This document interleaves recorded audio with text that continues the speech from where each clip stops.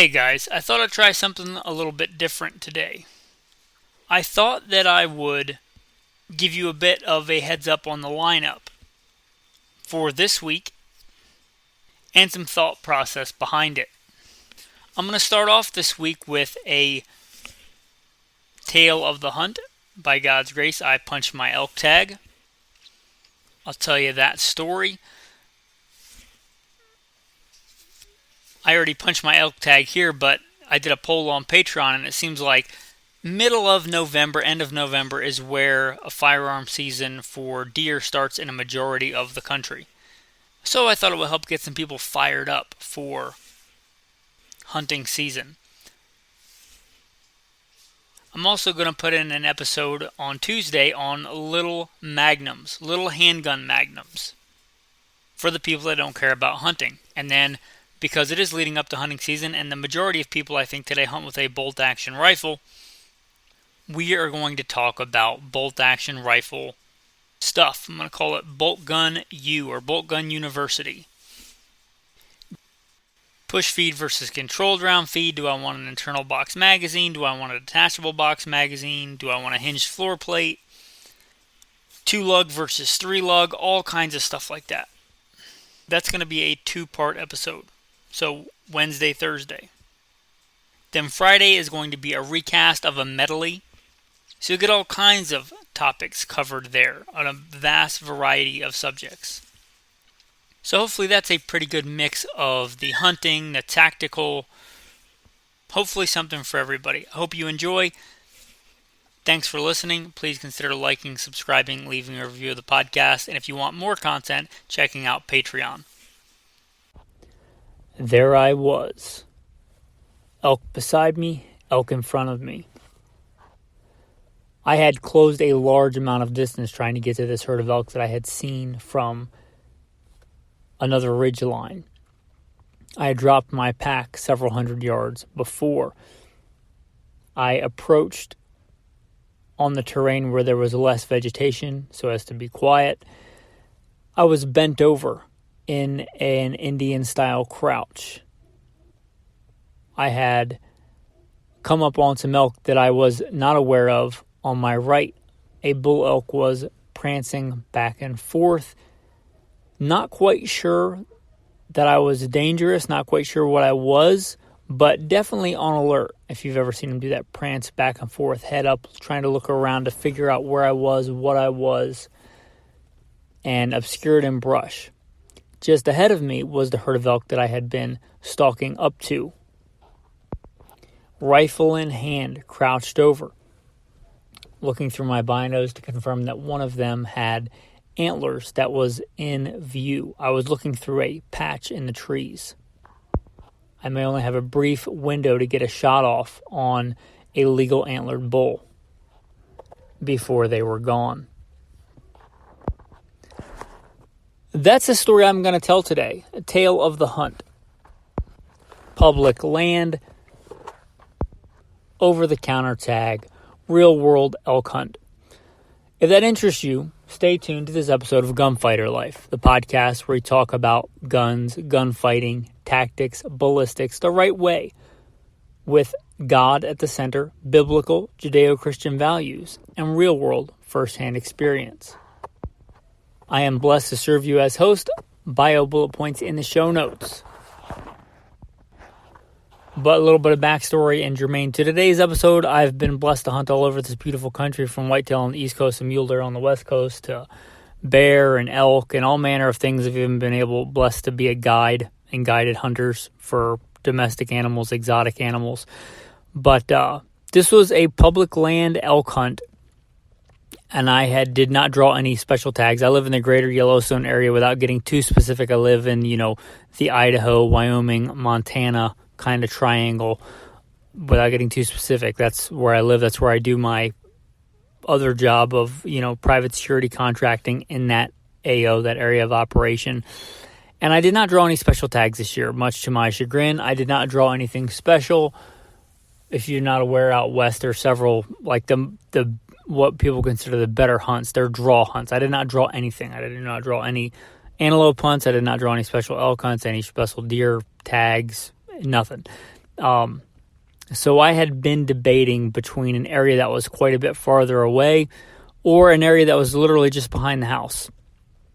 And if you guys know, my wife and I lived as nomads for quite a long time. We both love the area where we're in now, the Greater Yellowstone, the Rocky Mountain West. It's our favorite place in the country. And we've lived all over from Florida to Alaska. I really love this area. We were blessed to find a little house, a little fixer-upper cabin in the woods, and it's a great place to live. The issue is that it's, I think, from the research I can do, the most or one of the most heavily hunted over-the-counter elk tags and most heavily hunted regions there are.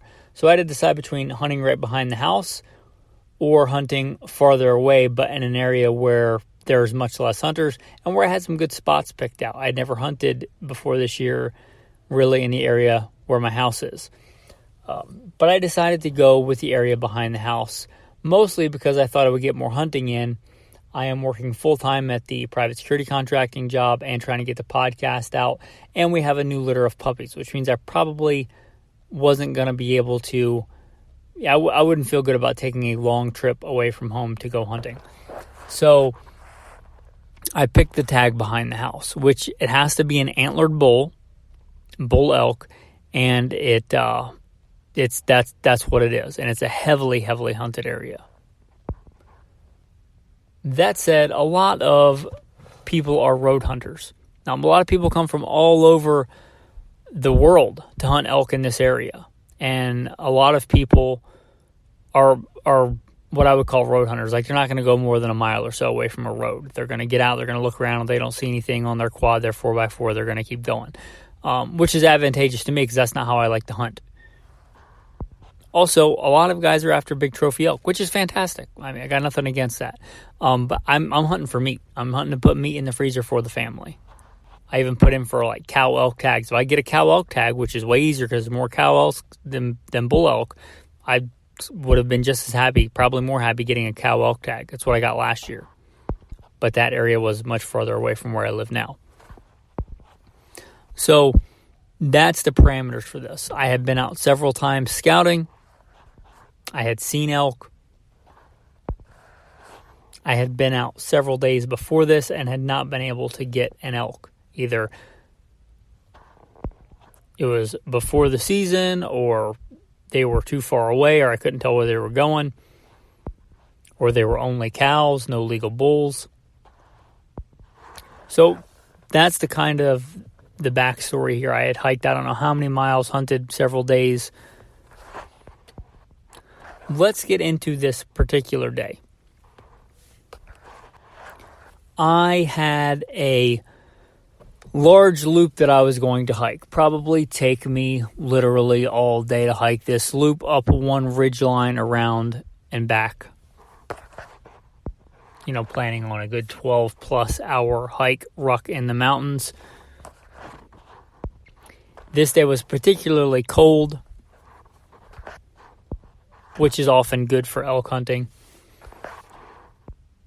But I believe down in the 20s in the nearest city when I looked up the weather, and I was not in the city.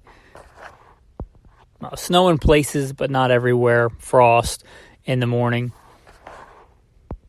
And to paint you a picture, this is very rough mountainous, Rocky Mountain type terrain. Very heavily forested, but with small pockets of open sagebrush grassland. If you're a patron, you've seen quite a bit of pictures I've been posting with the recent escapades of hunting. But beautiful, beautiful country. I'd gotten out there a little bit before daylight. I was planning on hiking up a ridge so I could get some looking in, some glassing in. And I had hiked, I don't know how many miles. I had sat down for lunch. And I had hiked completely to the other end of the loop, even farther than I had planned on. I got all the way. I mean, if I'd have shot an elk back here, it was going to be quite the ordeal getting it out. I don't know how many miles it would have been, how much rough terrain it would have been, but it would have been an ordeal. I was just on the border of public land and private land, and I had just started to turn around. Hiked just a little bit, and I was off course from the original plan that I had in my head for the day, But I saw a ridgeline that looked promising, and I'm on this ridgeline, and I look over, and there's one of those open areas of, sagebrush, grassland, prairie on a hillside. And I look over there, and I don't remember if I saw it first without my binoculars and thought those look like elk. I don't know if I did that first or I brought my binoculars up and realized that they were elk. And there was a bunch of them. There was a whole herd of elk. That's kind of how elk hunting can be. Sometimes feast or famine. I mean, they're herd animals. Sometimes you might catch a bull alone or something like that, a satellite bull. But often, it's feast or famine. You don't see any elk. You don't see any elk maybe for days, and then boom, herd of elk. Seems like there's elk everywhere. These elk are not anywhere near where I am. They are not quite in the direction I'm going, but they're going to be closer than where I am now, which is like the far end of the loop that I had planned on. They are maybe at a 45-degree angle from where, getting back to a road would be, like a drivable road would be. And they're a long, long way off. Like I have to go down this chain of mountains that I'm on, this ridge line, down through a valley and then up onto this other set of mountains. It's quite a ways. It's already after noon. I don't remember exactly what time it was, but it was a lot of terrain to cover. And this is always the gamble, right? Cutting through all this terrain, I might scare elk trying to get to those elk. I did that earlier this year, scaring mule deer trying to get to a herd of elk. It just is what it is. Sometimes you got to take the gamble. I had to cover a lot of distance quickly if I wanted to get over there before dark and get in on some elk. Realizing that I'm just as likely to scare a bunch of elk before I get there. But considering I hadn't seen any other elk all day, that's what I was going to do. So I start going as quick as I can. Now, nothing is really safe in the mountains, but as quick as I can go without seriously increasing what I believe injury to myself. Like going fast down this mountain and going down, trying to find some terrain that wasn't overly loud, that was, not climbing over deadfalls too much, to try and close the distance to these elk. I keep going. It's a long way. I go for quite a while. I get to the area where I think, okay, I'm getting fairly close. So I drop my pack. Unless I'm doing something where I need both hands, I generally like to have my rifle in my hands. I'm a spot and stalk and still hunter.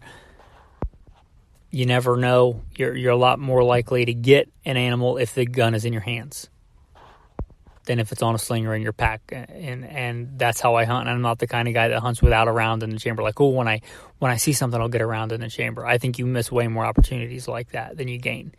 So hunt with the rifle in your hand and hunt with a round in the chamber. Anyway, that said, it was time to drop the pack. I thought it was going to give me a much better chance to be mobile and stealthy getting up to these elk. I was in the vicinity, right?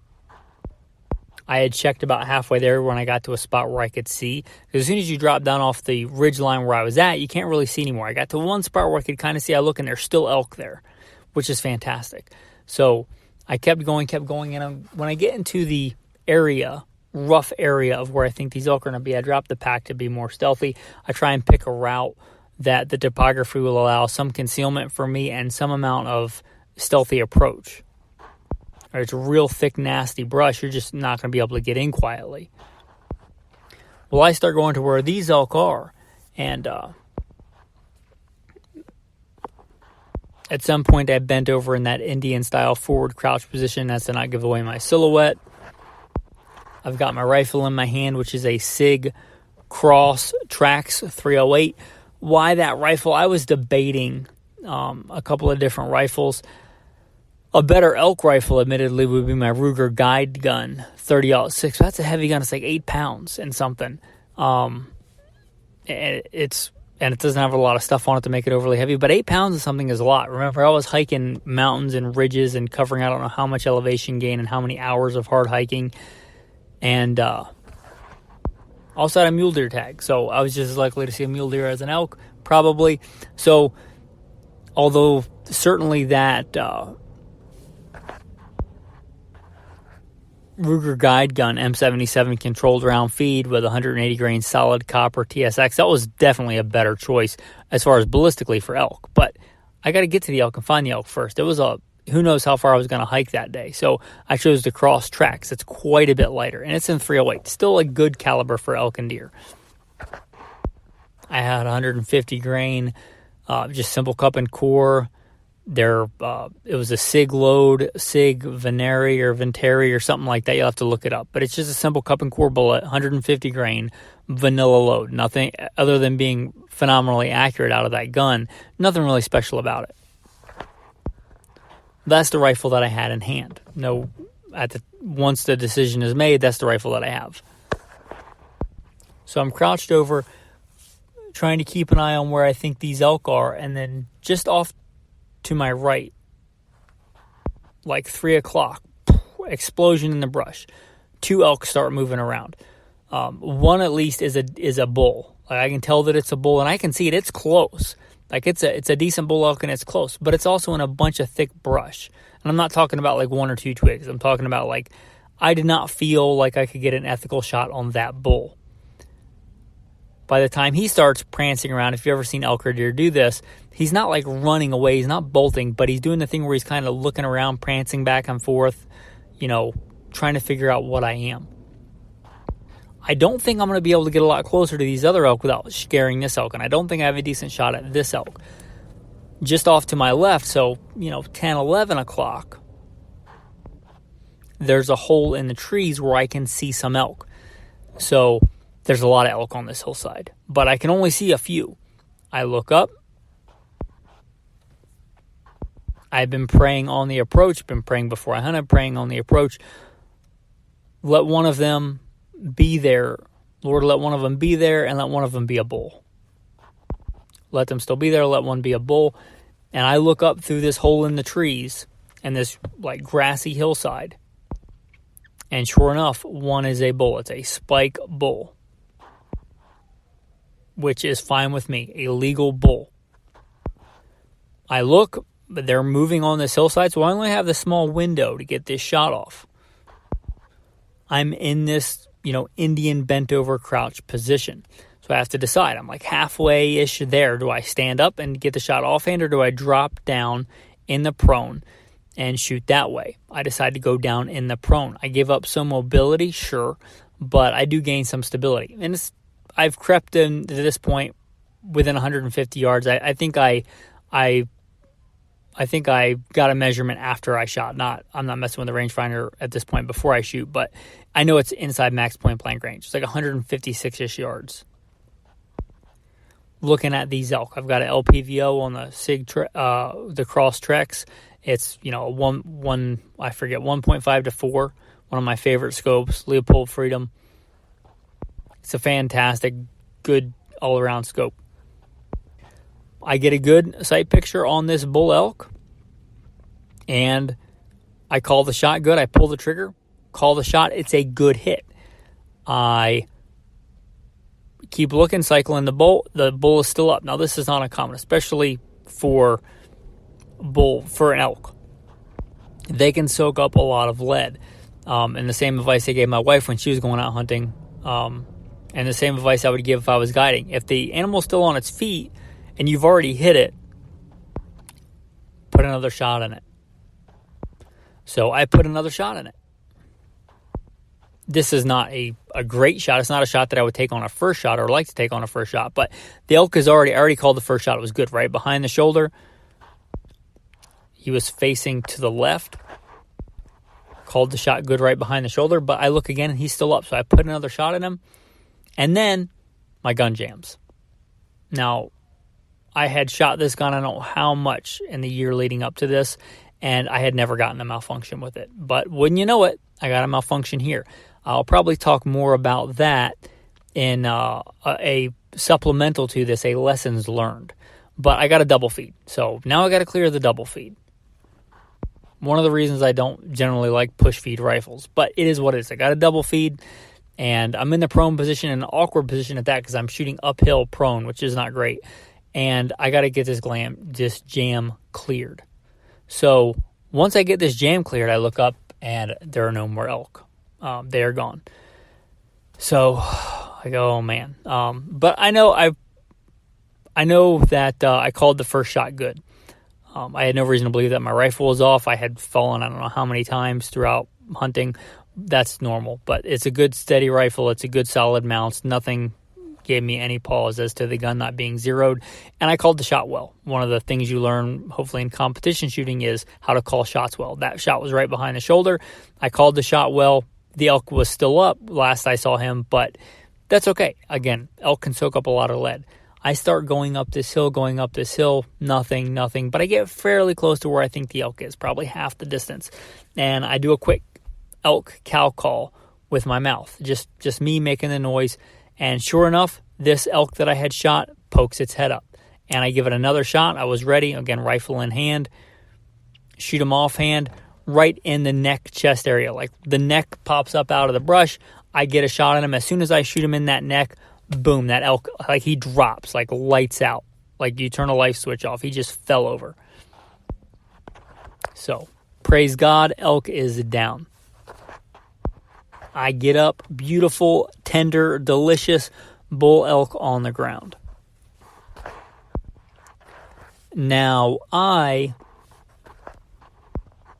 have to do a couple of things. I don't have my pack, but I can still start butchering. It's still light at this point. It's not even close to dark yet. I had a decent amount of time.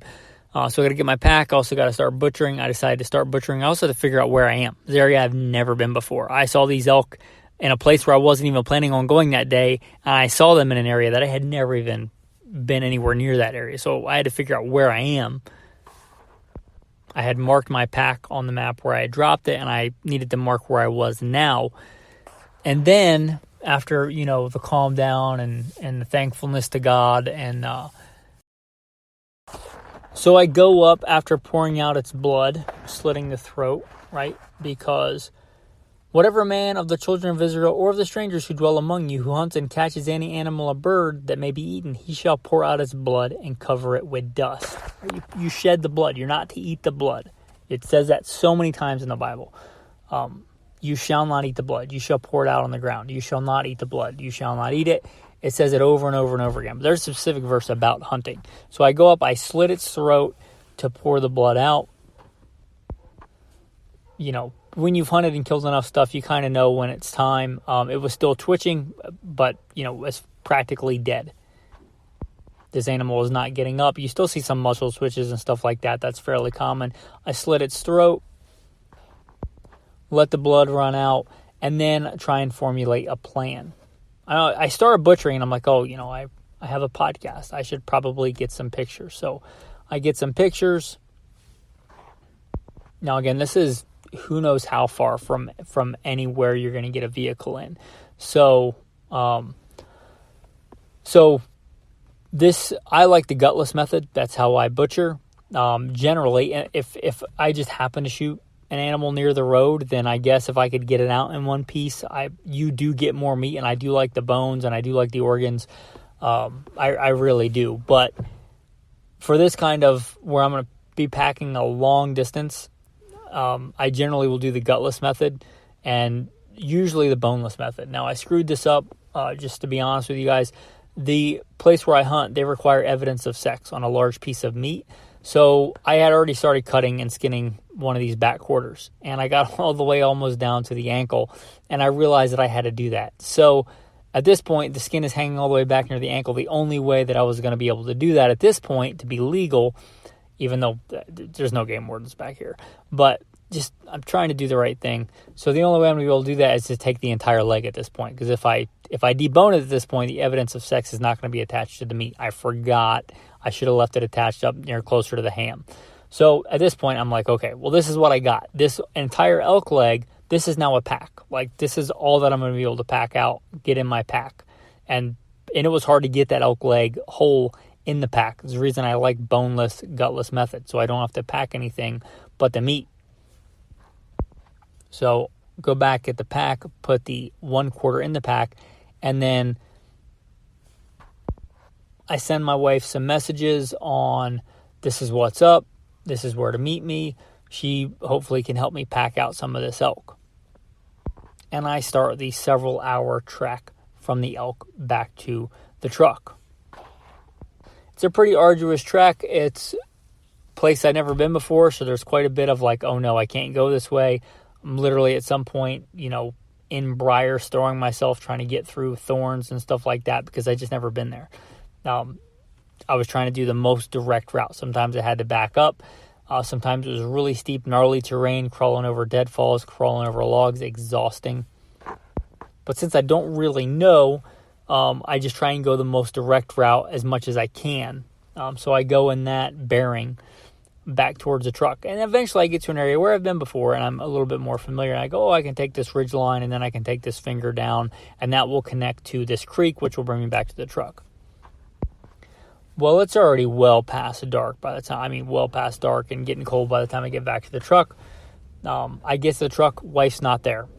I'm not going to be able to message her. If you ever try to type on one of those little Garmin InReach things, at this point, I'm pretty much behind the house. It's a short drive from where I left the truck to the house. Figured I might as well go to the house and get the wife.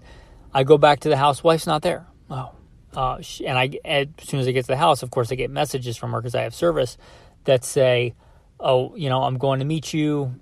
So I must have missed her. So anyway, long story short, we go back, or I go back without her, grab a quick snack. I'm exhausted, famished.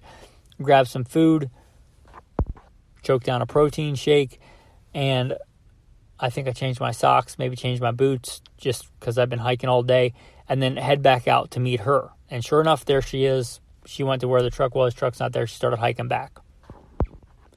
Anyway, we get together, we get the packs, and we both go, again, a long, long trek back to where the elk is. We start butchering middle of the night. But we do manage to get this elk cut up, butchered, the rest of it off the bone and put into the packs. My wife, I'm very blessed. She's very in shape. She got done not too long ago with a Spartan, 13-point-something mile with a bunch of obstacles. She's run marathons, half marathons. She's into fitness as I'm into fitness. She can do it. She can pack it out. So we split the rest of this elk up between the two of us.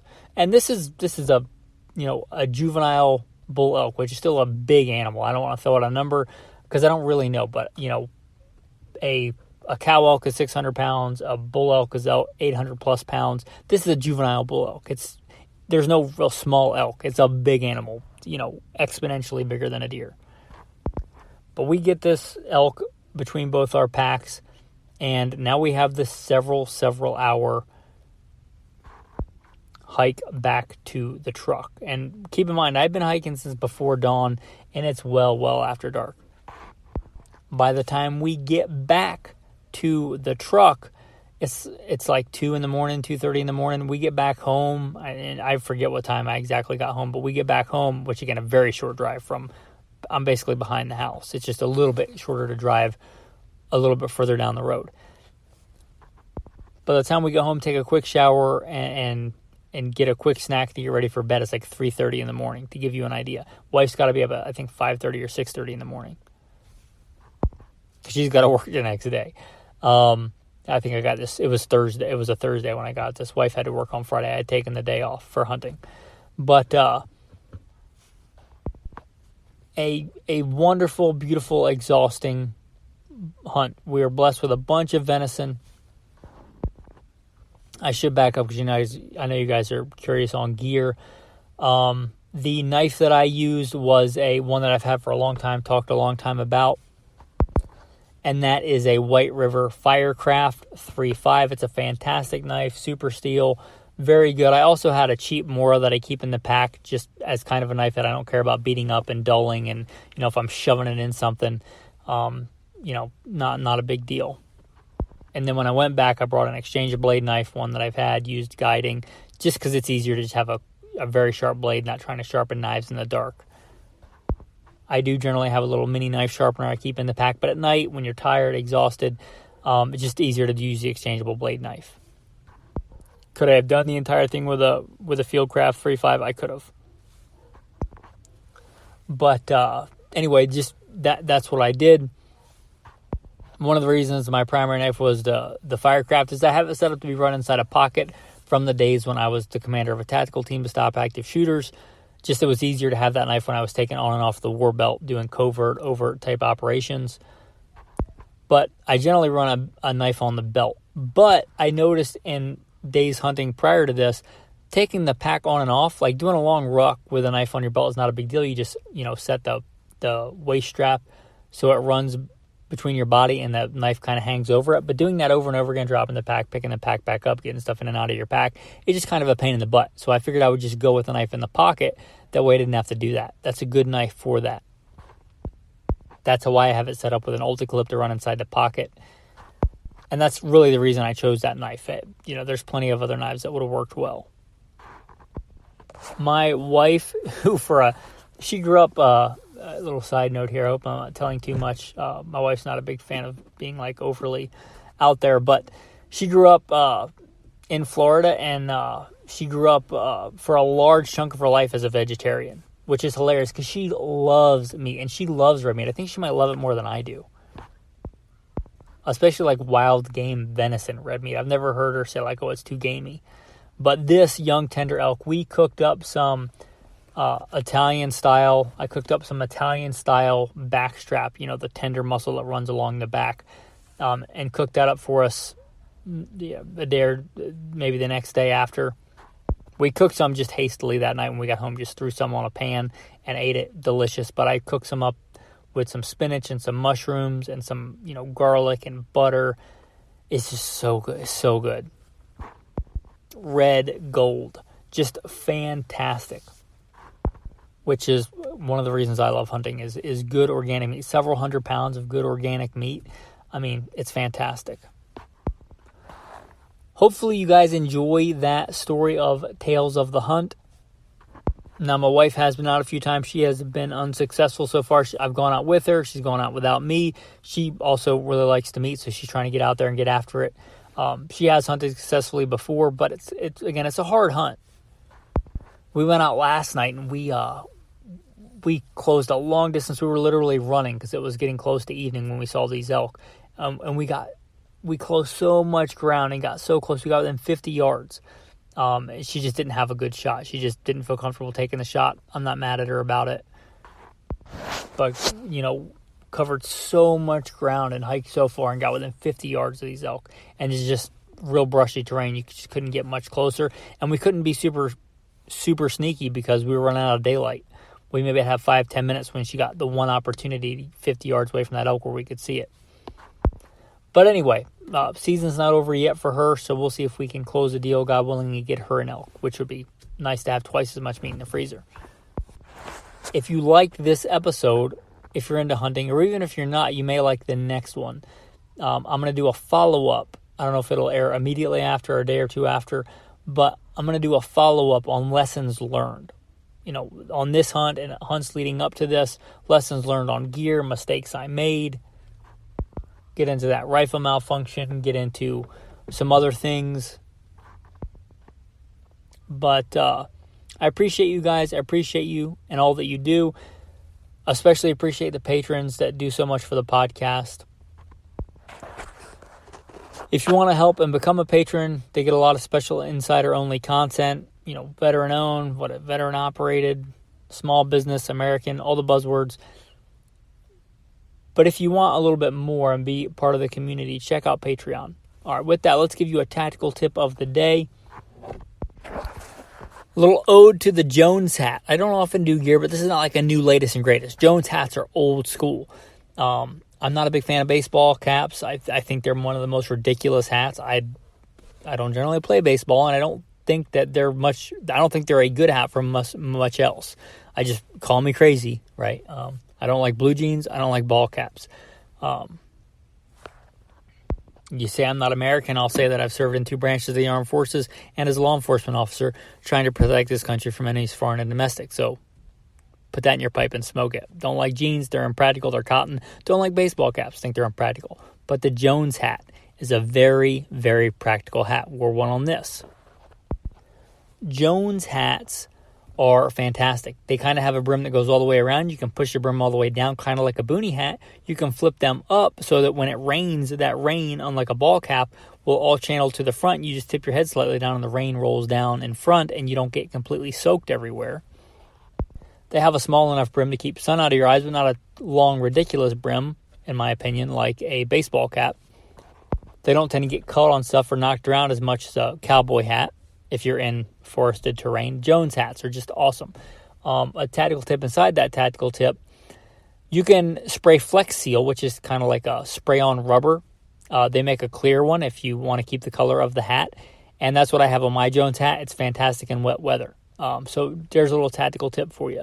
Your tactical verse, how about should we go with the one we already quoted, which would be, whatever man of the children of Israel, or of the strangers who dwell among you, who hunts and catches any animal or bird that may be eaten, he shall pour out its blood and cover it with dust.